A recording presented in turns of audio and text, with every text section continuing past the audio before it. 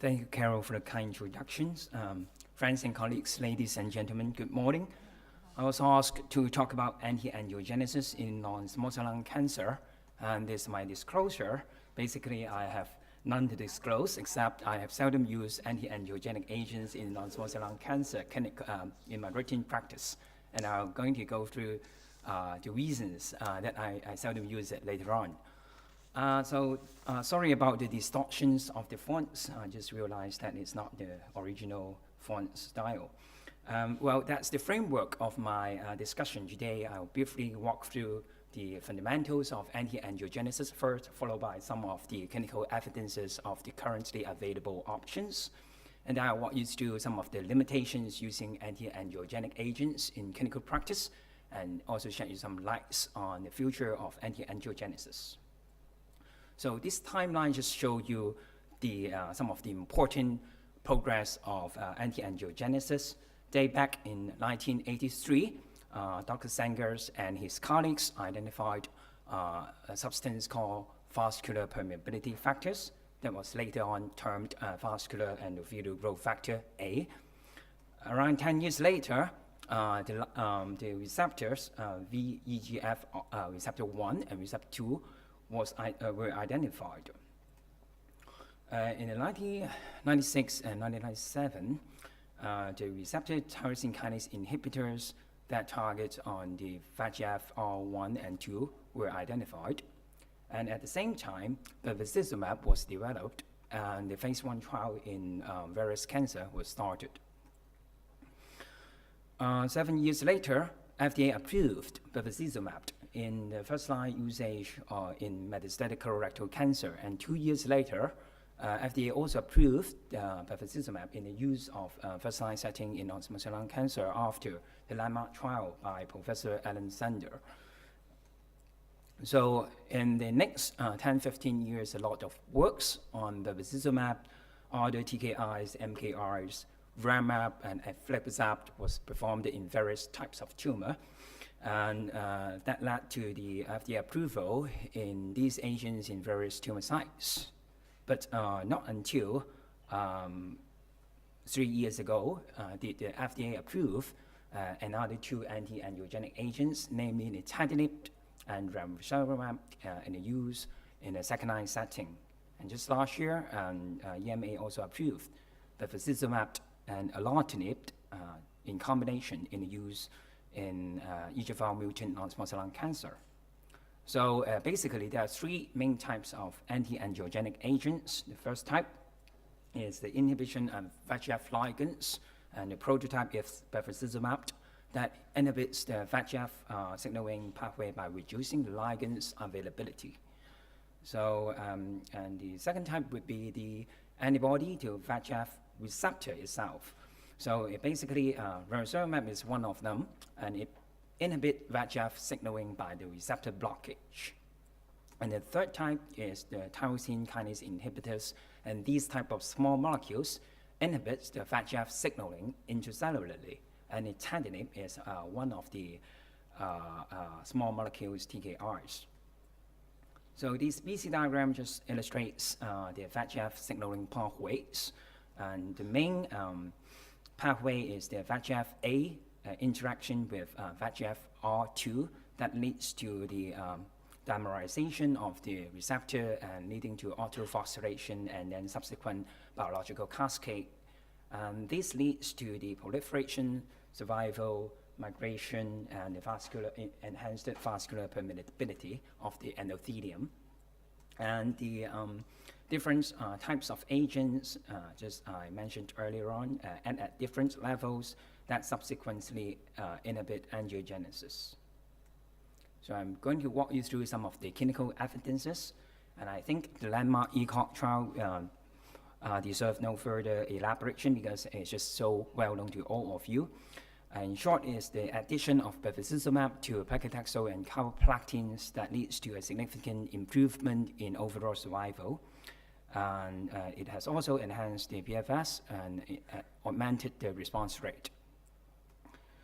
AVAIL is another European study that have a very similar trial designs as the ECOG trials. They also studied different dosage of bevacizumab. The primary endpoint PFS was met. However, we do not see survival differences in the compared to the control arms. So whether or not it is related to the subsequent effective second-line trial, we are not too sure. Ramucirumab, as I have pointed out earlier, is a VEGF, is a human IgG1 VEGF-R2 monoclonal antibody, and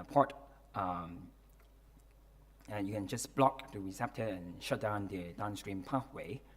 Reval is one of the registration trial of ramucirumab in non-small cell lung cancer. Basically, it includes patients with stage 4 non-small cell lung cancer that allow and they allow prior bevacizumab usage. And unlike the ECOG trial, squamous cell cancer are also included in this study. There's a huge study, over 1,200 patients recruited and randomized into the ramucirumab plus docetaxel versus the docetaxel alone arm. The treatment was continued until disease progression or unacceptable toxicities, and the primary endpoint is overall survival. So that's the overall survival. You can see there's a modest improvement in the survival with a hazard ratio of 0.86 and just a 1.4 month improvement in the median overall survival. And that's the PFS. Again, you can see some modest improvement in PFS as well as the response rate was improved at around 8%. Overall disease control rate was improved by around 12%. So because unlike the ECOG trial that include only the squamous cell only, in Reval study, they include both squamous and the non-squamous counterpart. So you may be interested to note about the adverse event, especially the pulmonary hemorrhage or hemoptysis. Would that be increased in squamous cell counterparts? And this is the slide showing you the selected AE by histology that was presented by Luis Pasares 2 years ago in ASCO. And you can see that basically the treatment arm and the control arm, they have very similar hemoptysis or pulmonary hemorrhage rate. And it doesn't differ in whether or not you are squamous or non-squamous histology as well. So this first part shows you that in majority of this, basically all the subgroups shown some improvement that favor the combination treatment, except for the elderly patients that seems to fare worse in the combination treatment using ramucirumab plus docetaxel. Similar finding was also seen in the ECOG study. In ECOG study, also the elder patients also fare worse. So when you come across patients with elderly age, probably you have to think twice if you are planning to use anti-angiogenic agents. So a few weeks ago in Yokohama, Professor Martin Reck has also discussed the ramucirumab, the effect in rapid progression subgroup patients. And in this exploratory analysis, he has shown that outcome for patients with aggressive disease as defined by time to progression less than 9 weeks, less than 12 weeks, or less than 18 weeks, all these survival outcomes appear to be consistent with that of the ITT populations, as defined by overall survival, progression-free survival, as well as the response rate. So much so for ramucirumab, and move to nintedanib. That is actually a triple angiokinase inhibitor that targets VEGF receptor, fibroblast growth factor receptor, as well as the platelet-derived growth factor receptor. And the toxicity profile is manageable when it's combined with different chemo agents. LUMINANG-1 is one of the important registration trials for nintedanib that include patients with stage 4 non-small cell lung cancer after failure of first-line treatments. And similar to Reval, it welcomes all histologies. Again, it's a very big trial, over 1,300 patients being randomized into 2 arms, nintedanib plus docetaxel versus docetaxel alone. And the treatment was continued until disease progression. Primary endpoint is PFS. And for this trial, it's a bit complicated in the sense of its statistical design, that it have a few pre-specified hierarchical analysis for patients with adeno-CA and for those with adeno-CA together with rapid progression. So the primary endpoint was met in the sense that there's some statistical difference in the PFS, but there is only a 0.7-month difference in the median PFS difference. For the overall survival of the whole group of patients, meaning that squam plus non-squam, overall survival doesn't show to be have any significant difference. But for those with adenocarcinoma, you can see some improvement in overall survival with a hazard ratio of 0.83, and the most prolonged survival gain would be those with adenocarcinoma and a rapid progression in less than 9 months. For response rate, the response rate is actually quite disappointing in the sense that the use of nintedanib probably cannot improve too much about the response of the disease, but just improve the disease control rate by around 14 to 15%. So what about the limitations that limits the clinicians for using it in routine clinical practice? So I think majority of you know that we don't really have a good predictive biomarker that can predict the use of these anti-angiogenic agents. And indeed, angiogenesis is a very complex process that can be affected by multiple factors. And it is not only a pathological process, but also angiogenesis is also a physiological process. So it means that it will be very difficult for the scientists to unearth some of the biomarkers and then evaluate it clinically. So it ends up that we have big clinical trials with very small benefits. So trials in blue are the angiogenic agent trials. You can see that they have a very large sample size. Majority of them are over 1,000 patients. But if you compare to trials like Youde or Profile 10, 14, that the trials comparing EGFR TKIs and ALK inhibitors versus chemotherapy, you can see with a specific biomarker, you only need a much smaller sample size in your phase 3 trials, and the benefits are much bigger.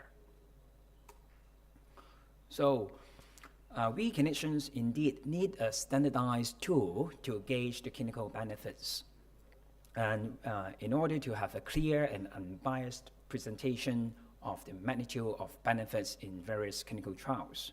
So ESMO 2 years ago has published clinical stratification, clinical benefit stratification tool that helps clinicians to make judgment, and I think it's important for public policy application, for the formulation of clinical guidelines, to help the clinician to make the right clinical decision, and also important for journals editors to make commentaries.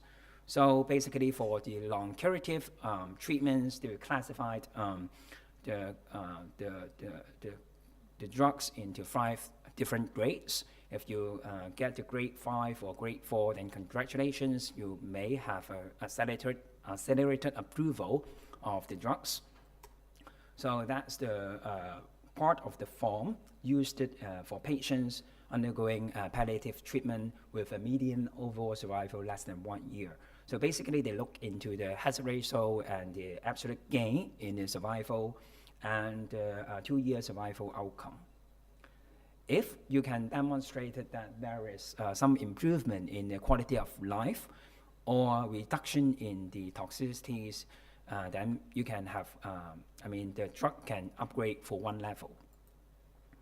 But unfortunately, for the trials that I just go through, the ECOG, REVAL, and LUMINUM-1 trials, majority of them only showed a very minute survival gain, and the hazard ratio is not that drastic. And so majority of them are only grade 1 and 2 in terms of clinical benefit stratifications. So biomarker identification is important to enrich the patient to have a better patient selection. However, it remains to be a great clinical challenge. And there are some small patient series or retrospective analysis showing that a few factors like hypertension, the abundance of inflammatory cytokines, soluble VEGF-A receptors, etc., may predict the anti-angiogenic agents' effectiveness. However, few of them are verified or reproducible. So a lot of work need to be put in this area as well. So a few words about the future. So EGFR TKI to combine with anti-angiogenic agent may be a very good options for our future practice, because on one hand, anti-angiogenic agent can enhance the drug delivery by normalization of vessels. And on the other hand, some preclinical work has shown that EGFR mutant lung cancer together with T790M mutation will lead to an upregulation of STAT3, and the increase in STAT3 will in turn lead to upregulation of VEGFR-A, mediated by the upregulation of interleukin-6, and then leads to further tumorigenesis. So the combination treatment was being tested and presented in ASCO 3 years ago. This phase 2 Japanese study demonstrate that the addition of bevacizumab into alartinib can lead to a great improvement in progression-free survival, and with a nice hazard ratio of 0.54. But please note that it's just a phase 2 trial limited to Japanese only, and phase 3 trials is being conducted in Japan as a confirmatory trial right now. I'd like to introduce you another big international study called RELAY, that is combining ramucirumab plus alartinib. The phase 1B result has just been released in WCLC a few weeks ago. And basically it compares the efficacy of ramab plus alartinib versus alartinib alone.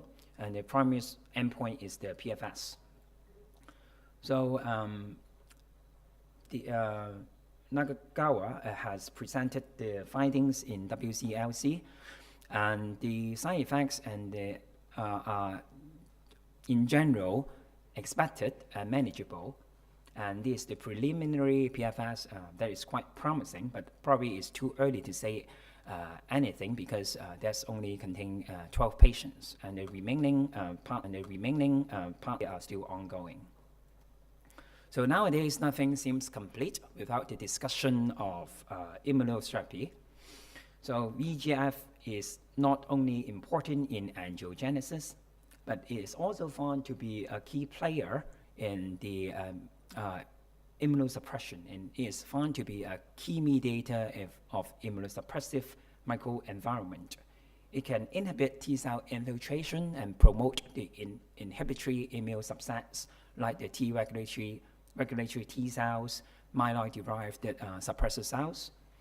And it can also suppress the dendritic cells maturation, inhibiting or interfering the presentation of antigens to the cytotoxic T cells. And a few preclinical works have been shown that the combination of anti-angiogenic agents together with immunotherapy can enhance the efficacy in tumor models, including lung cancer models. So this cartoon just show you the interplay of the angiogenic agents and the immunotherapy that can combine together to inhibit, enhance the treatment outcome for the immunotherapy. So a lot of trials are being conducted right now to assess the anti-angiogenic agent and the immune checkpoint inhibition in non-small cell lung cancer right now. And so please stay tuned, and we'll be eagerly awaited the coming results. So in conclusion, anti-angiogenesis has made steady progress in the last 30 years. However, only modest clinical benefits has been demonstrated. And the lack of predictive biomarker and the cost constraints limits the routine use. And in the future, the combination of anti-angiogenic agents together with EGFR TKIs and immunotherapy may be promising. Thank you for your attention. Thank you.